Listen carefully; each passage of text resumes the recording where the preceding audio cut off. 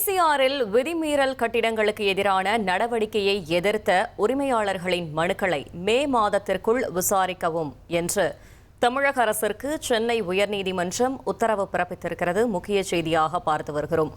கடலோர ஒழுங்குமுறை மண்டல விதிகளுக்கு முரணாக கட்டப்பட்டுள்ள பங்களாக்கள், ரிசார்ட்களுக்கு எதிரான வழக்குகள் 6 ஆண்டுகள் இடைவெளிக்கு பின் நீதிபதிகள் அனிதா சுமந்த் மற்றும் சுதர்குமார் அமர்வில் மீண்டும் விசாரணைக்கு வந்திருக்கிறது.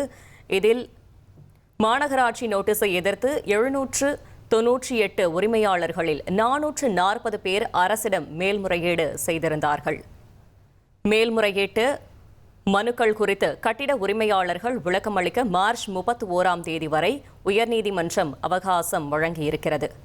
1,26,00,000 மனங்களை வென்ற தந்தை டிவி யூடியூப் சேனல். தவிர்க்க முடியாத தம்ப்நெயில்ஸ், கலக்கலான கான்டென்ட்ஸ். நீங்களும் இந்த குடும்பத்தில் இணைய இப்பவே சப்ஸ்கிரைப் பண்ணுங்க. அசுரபலம் கொண்ட எங்கள் டிஜிட்டல் கரங்களில் உங்கள் விளம்பரங்களை சேர்க்க வாட்ஸ்அப் பண்ணுங்க. 8939888378. Email advttv@dttv.in.